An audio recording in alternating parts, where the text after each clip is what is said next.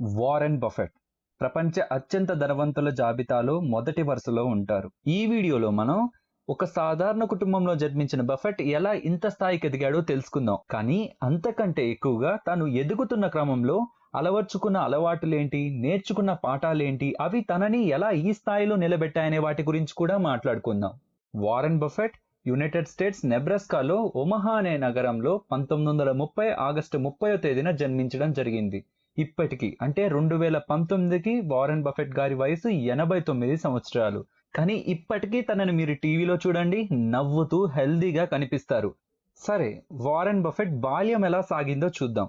చిన్నప్పటి నుంచే stock market అంటే వారెన్ బఫెట్ కి ఇష్టం ఏర్పడడం జరిగింది. దానికి కారణం వాళ్ళ నాన్నగారు ముందు నుంచి కూడా స్టాక్ మార్కెట్ లోనే పనిచేస్తూ ఉండేవారు. నాన్నగారిని చూస్తూ ఎదిగిన వారెన్ కి స్టాక్స్ అన్నా, స్టాక్ మార్కెట్ అన్నా ఇష్టం ఏర్పడడం జరిగింది. అండ్ ఇక్కడే నేను ఒక విషయం చెప్దాం అనుకుంటున్నాను. 7 సంవత్సరాలు ఉన్నప్పుడు పిల్లలు సాధారణంగా ఏం చేస్తారు?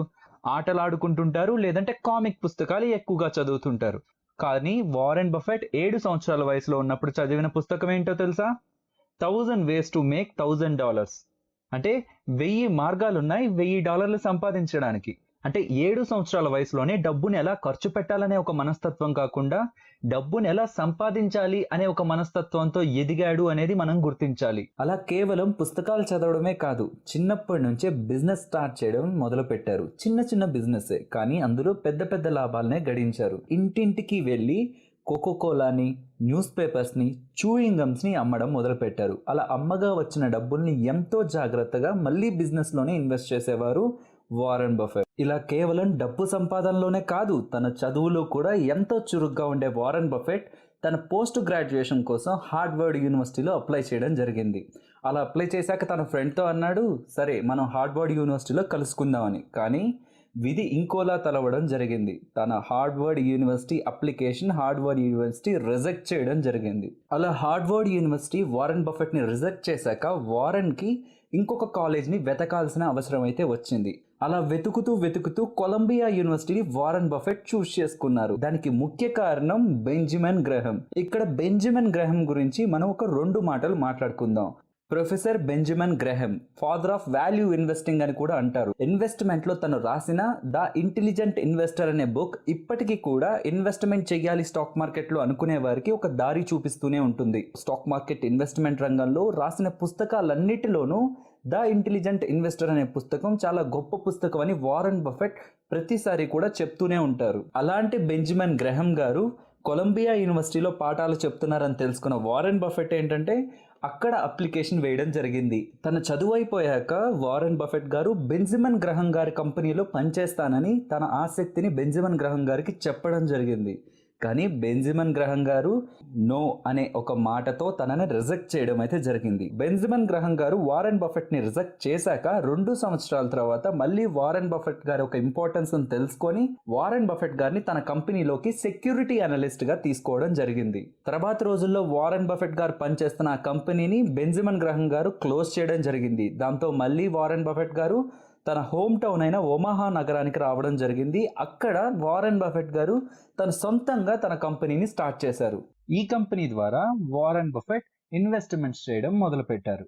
వారెన్ బఫెట్ కి నేర్పించింది, గైడ్ చేసింది బెంజమిన్ గ్రాహం గారు అయినా సరే బెంజమిన్ గ్రాహం గారి ఇన్వెస్ట్మెంట్స్ కి వారెన్ బఫెట్ ఒక ఇన్వెస్ట్మెంట్స్ కి చాలా తేడా ఉండేది. అదేంటో ఇప్పుడు మీకు నేను చెప్తాను. బెంజమిన్ గ్రాహం గారు ఏంటంటే ఒక కంపెనీ యొక్క నెంబర్స్ ని మాత్రమే చూసేవారు. అంటే ఆ కంపెనీ యొక్క బ్యాలెన్స్ షీట్ ని కానివ్వండి, ఇన్కమ్ స్టేట్మెంట్ ని కానివ్వండి, క్యాష్ ఫ్లోస్ ని మాత్రమే చూసి ఆ కంపెనీ యొక్క వాల్యూని డిసైడ్ చేసేవారు. కానీ వారెన్ బఫెట్ మాత్రం ఒక కంపెనీ యొక్క నెంబర్స్ తో పాటు దాని మేనేజ్మెంట్ ని కూడా చూసి మాత్రమే తన ఇన్వెస్ట్మెంట్స్ ని చేసేవారు. అంటే 1962లో జరిగిన 2 ముఖ్యమైన విషయాల గురించి మనం ఇప్పుడు మాట్లాడుకుందాం. మొదటిది, Warren Buffett and Charlie monger అనే అతను ఇద్దరు ఫ్రెండ్స్ అవ్వడం అండ్ వాళ్ళు నెక్స్ట్ బిజినెస్ పార్ట్నర్స్ గా కూడా మారడం. మీరు ఇప్పటికీ ఏ ఇంటర్వ్యూ తీసుకున్నా సరే చార్లీ మంగర్ పాత్ర మీ జీవితంలో ఎంత ఉంది అని ఎవరు అడిగినా వారెన్ బఫెట్ చెప్పే సమాధానం ఒక్కటే, చార్లీ మంగర్ వచ్చాక నా ఇన్వెస్ట్మెంట్ ఐడియాస్ కానివ్వండి, నేను ఇన్వెస్ట్మెంట్ చేసే విధానం కానివ్వండి గొప్పగా మారింది అండ్ చార్లీ మంగర్ ఒక పాత్ర నా ఎదుగుదలలో ఎంతో ఉందని వారెన్ బఫెట్ ఇప్పటికీ కూడా చెప్తూనే ఉంటారు. అండ్ ప్రతి మీటింగ్ లో కూడా వారెన్ బఫెట్ గారి పక్కనే మీరు చార్లీ మంగర్ గారిని చూడొచ్చు.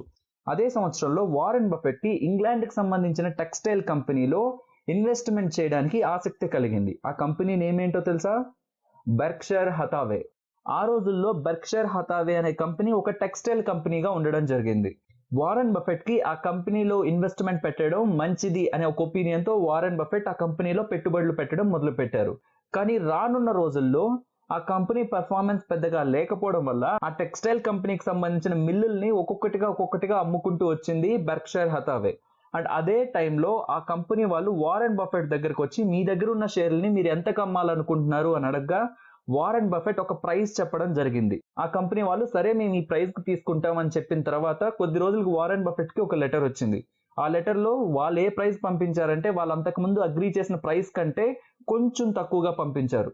సో వారెన్ బఫెట్ కి ఇది నచ్చలేదు. మనం అంతకు ముందు చేసుకున్న అగ్రిమెంట్ ప్రకారం కాకుండా మీరు తగ్గించి నాకు పంపించారు ఆఫర్ లెటర్ అని నెక్స్ట్ ఇమీడియట్ గా ఆ కంపెనీకి సంబంధించిన షేర్లు ఎంత కొనడం స్టార్ట్ చేశాడంటే ఆ కంపెనీని కంట్రోల్ చేసేదానికి ఎన్ని షేర్లు అయితే అవసరమో అన్ని షేర్లని వారెన్ బఫెట్ కొని నెక్స్ట్ ఏ మేనేజ్మెంట్ అయితే తనకు మాట ఇచ్చి ఆ మాట తప్పిందో ఆ మాట తప్పిన మేనేజ్మెంట్ ని కంపెనీలోంచి బయటికి పంపించడం జరిగింది. వారెన్ బఫెట్ ఇప్పటికీ కూడా నేను ఆ కంపెనీకి సంబంధించి చేసిన ఇన్వెస్ట్మెంట్ అనేది మంచి ఇన్వెస్ట్మెంట్ కాదు అని ఇప్పటికీ యాక్సెప్ట్ చేస్తారు. ఎందుకంటే ఆ కంపెనీ ఇంకా టెక్స్టైల్ బిజినెస్ అనేది ఎండ్ అయిపోతున్న టైంలో కేవలం వాళ్ళు మాట తప్పారు అనే కారణంగా మాత్రమే వారెన్ బఫెట్ ఆ కంపెనీకి సంబంధించిన స్టేక్ ను కొనడం జరిగింది. వారెన్ బఫెట్ బెర్క్షైర్ హతావే బాధ్యతలు చేపట్టిన తర్వాత మొత్తం ఆ టెక్స్టైల్ బిజినెస్ అన్నిటినీ కూడా క్లోజ్ చేసేసి ఆ బెర్క్షైర్ హతావే అనే ఒక కంపెనీని హోల్డింగ్ కంపెనీగా మార్చడం జరిగింది. హోల్డింగ్ కంపెనీ అంటే ఏదైనా ఒక కంపెనీ వేరే వేరే కంపెనీల్లో ఇన్వెస్ట్మెంట్స్ చేసి అండ్ వివిధ కంపెనీల్లో ఉన్న వాటాని హోల్డ్ చేయడం అనమాట. ఎగ్జాంపుల్ ఇప్పుడు బెర్క్షైర్ హతావే ఏ కంపెనీల్లో వాటాలని హోల్డ్ చేస్తుంది అంటే డైరీ క్వీన్ కానివ్వండి, American express, general Motors, Coca Cola, Walmart, Procter and Gamble ఇలా వివిధ కంపెనీల్లో వారెన్ బఫెట్ కి సంబంధించిన బెర్క్షైర్ హతావే కంపెనీకి వాటా ఉంది. ఇప్పుడు వారెన్ బఫెట్ బెర్క్షైర్ హతావేకి లాభాలు ఎక్కడి నుంచి వస్తాయంటే ఆ బెర్క్షైర్ హతావే ఏ కంపెనీల్లో అయితే ఇన్వెస్ట్మెంట్ చేసిందో ఆ కంపెనీల్లో వచ్చే లాభాలే ఇప్పుడు బెర్క్షైర్ హతావే లాభాలు అవుతాయి. అవే వారెన్ బఫెట్ లాభాలు కూడా అవుతాయి. అక్కడి నుంచి వారెన్ బఫెట్ బెర్క్షైర్ హతావే అనే ఒక పేరుతోనే వివిధ కంపెనీల్లో ఇన్వెస్ట్మెంట్స్ అనేటివి మొదలు పెట్టారు. ఇప్పుడు మీరు స్క్రీన్ పైన చూస్తున్నట్లు ప్రపంచ ధనవంతుల జాబితాలో ఒకరుగా నిలిచిన వారెన్ బఫెట్ సంపద అంతా కూడా 50 సంవత్సరాల తర్వాతే తన జీవితంలోకి రావడం జరిగింది. అండ్ ఇంకొకటి 1990 ఆ టైంలో స్టాక్ మార్కెట్ లో సంక్షోభం వచ్చినప్పుడు వారెన్ బఫెట్ గారి ఇన్వెస్ట్మెంట్స్ కూడా చాలా వరకు పడిపోవడం జరిగింది. పడిపోతున్నాయని వారెన్ బఫెట్ గారు దాన్ని అక్కడ అమ్మలేదు. ఏవైతే మంచి కంపెనీస్ నెక్స్ట్ పెరుగుతాయని తనకు నమ్మకం ఉందో అవి డ్రాస్టిక్ గా పడుతున్నప్పుడే తను యాక్టివ్ గా ఇన్వెస్ట్మెంట్స్ చేసేవారు. అందుకే తను ఒకటి చెప్తారు, ఎప్పుడైతే అందరూ కూడా కొనాలి అనుకున్న స్టాక్ దగ్గరికి వెళ్తున్నప్పుడు నువ్వు దాన్ని అమ్మేయి. అలాగే ఎప్పుడైతే అందరూ దాన్ని అమ్మేయాలి అనుకుంటున్నారో ఫియర్ ఎక్కువగా ఉంటుందో దాన్ని అప్పుడు నువ్వు కొను. సో సెంటిమెంట్స్ అనేటివి స్టాక్ మార్కెట్ లో పనికిరావు. కేవలం కంపెనీ అండ్ కంపెనీ బిజినెస్ ని చూసి మాత్రమే నువ్వు దాంట్లో ఇన్వాల్వ్ అవ్వాలి అనేది వారెన్ బఫెట్ గారి ఒక సూత్రం. సరే, ఇక్కడ కొన్ని ఇంట్రెస్టింగ్ ఫ్యాక్ట్స్ వారెన్ బఫెట్ గారి గురించి తెలుసుకుందాం. వారెన్ బఫెట్ అండ్ వాళ్ళ పిల్లలు ఏంటంటే ఒక ఫౌండేషన్ ని ఆల్రెడీ రన్ చేస్తున్నారు, బఫెట్ ఫౌండేషన్ అనే నేమ్ తో. ఎవరైనా ఏం చేస్తారు, సొంత ఫౌండేషన్ కే మాక్సిమం వాళ్ళ సంపద అంతా కూడా డొనేట్ చేసుకుంటారు. కానీ 2006లో బఫెట్ గారు ఏంటంటే నా మొత్తం సంపదలో 85% సంపదని నేను Bill and Melinda Gates Foundation కే ఇస్తాను అని చెప్పి అనౌన్స్ చేయడం అయితే జరిగింది. ఆ అనౌన్స్మెంట్ తో అందరూ ఆశ్చర్యానికి లోనవ్వడం జరిగింది. ఎందుకంటే సొంత ఫౌండేషన్ ఉండి కూడా Bill and Melinda Gates Foundation కే తను ఎక్కువ శాతం తన సంపదని డొనేట్ చేశారు అని. అదే వారెన్ బఫెట్ గారిని అడగగా ఇది bill and Melinda Gates foundation కి వెళ్ళినట్లయితే నా డబ్బులు ఇంకా బాగా యూజ్ అవుతుంది అనేది నా నమ్మకం, అందుకే వాళ్ళకి నేను నా 85% నా సంపదని ఇస్తున్నానని చెప్పాను అని వారెన్ గారు చెప్పడం జరిగింది. అండ్ ఫైనలీ వారెన్ బఫెట్ గారు 13 సంవత్సరాల వయసులో ఉన్నప్పుడే తన ఇన్కమ్ ట్యాక్స్ రిటర్న్ ఫైల్ చేయడం జరిగింది. ఆ ఇన్కమ్ ట్యాక్స్ రిటర్న్ లో $35 నేను ఒక బైక్ కొన్నాను కాబట్టి ట్యాక్స్ డిడక్షన్ ఉంది అని చెప్పి ఫైల్ చేయడం అయితే జరిగింది. ఇంట్రెస్టింగ్ గా ఉంది కదా. 13 సంవత్సరాల్లో ట్యాక్స్ ఫైల్ చేయడం ఒక ఎత్తు అయితే ఆ ట్యాక్స్ ఫైలింగ్ లో నేను ఇలా ఒక వెహికల్ కొన్నాను, దానికి సంబంధించి నాకు ట్యాక్స్ డిడక్షన్ కావాలని అందులో పొందుపరచడం అయితే డెఫినెట్లీ అందరినీ ఆశ్చర్యానికి గురి చేస్తుంది. ఎవరైనా వారెన్ బఫెట్ జీవితంలోంచి ఏం నేర్చుకున్నావు అని నన్ను అడిగితే నేను ఖచ్చితంగా 5 విషయాలు చెప్తాను.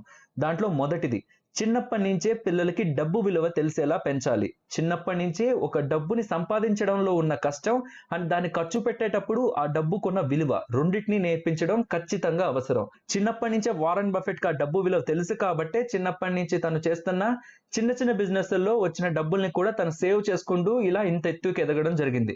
రెండవది, గురువులను మనకు నేర్పించిన దాన్ని మర్చిపోకూడదు. అలాగే గురువులు ఏదైతే మనకు నేర్పించారో కేవలం దాని మీదే బ్రతకాలని ప్రయత్నించకూడదు.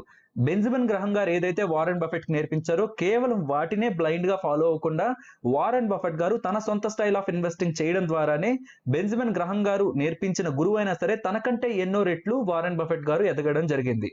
అండ్ మూడవ విషయం, పార్ట్నర్ ని, మనతో పాటు ఎవరైతే మన బిజినెస్ ని లీడ్ చేస్తూ మనకు సహాయం చేస్తూ ఉంటారో వాళ్ళని మర్చిపోకుండా ఉండడం. ఎటువంటి ఇంటర్వ్యూ తీసుకుంటున్నా మీరు వారెన్ బఫెట్ గారిది, తన సక్సెస్ లో చార్లీ మంగర్ గారు ఒక పాత్ర చాలా ఉంది అండ్ తను ఏదైతే ఎదిగాడో దాంట్లో చార్లీ మంగర్ గారు ఒక ప్రమేయం ఉంది అని చెప్పే ఒక ప్రయత్నం ప్రతిసారి కూడా వారెన్ బఫెట్ గారు చేయడం ఏంటంటే, ఈ కాలంలో ఎవరైనా సక్సెస్ అయితే నేను మాత్రమే చేశాననే ఈ రోజుల్లో తను ఉన్నాడు, తను కూడా నాతోనే ఉన్నాడు, సో అందుకే మేము ఇంత స్టేజ్ లో ఉన్నాం అని చెప్పే వారెన్ బఫెట్ ని డెఫినెట్లీ మనం అప్రిషియేట్ చేయాలి. అండ్ నాలుగవ విషయం, పేషెన్స్. ఏదైనా మనకు ఒక ఇన్వెస్ట్మెంట్ చేసి దాని నుంచి వెంటనే మనం రిటర్న్స్ ఎక్స్పెక్ట్ చేయకుండా దానికి తగినంత సమయం ఇస్తే అది మనకి ఏ రిటర్న్స్ ఇవ్వాలనుకుంటుందో ఆ రిటర్న్స్ ని సరైన సమయంలో ఇస్తుందని వారెన్ బఫెట్ గారు ఏదైతే పేషెన్స్ గా వెయిట్ చేశారో డెఫినెట్లీ అది ఫ్రూట్ఫుల్ గానే మిగిలింది. And final thing, Warren Buffett గారికి సొంత ఫౌండేషన్ ఉన్నా సరే bill and Melinda Gates foundation కి డబ్బులు ఇచ్చినట్లయితే వాళ్ళు ఇంకా కరెక్ట్ గా యూజ్ చేస్తారు అండ్ మన డబ్బులకి సరైన న్యాయం జరుగుతుంది, ఎక్కువ మందికి ఉపయోగపడుతుంది అని ఆలోచించి సొంత ఫౌండేషన్ కాకుండా bill and Melinda Gates foundation కి 85% ఆఫ్ హిస్ వెల్త్ ని డొనేట్ చేయడం అనేది ఖచ్చితంగా అభినందించాల్సిన విషయం. సో ఇది ఫ్రెండ్స్ ఫైనలీ వారెన్ బఫెట్ గారి గురించి. వీడియో నచ్చిందా? నచ్చినట్లయితే మన ఛానల్ ని సబ్స్క్రైబ్ చేయడం, పక్కనే వచ్చే బెల్ ఐకాన్ క్లిక్ చేయడం మర్చిపోకండి. నెక్స్ట్ ఇంట్రెస్టింగ్ వీడియోతో మళ్ళీ మీ ముందుకు వస్తాను. అంతవరకు టేక్ కేర్. జై హింద్.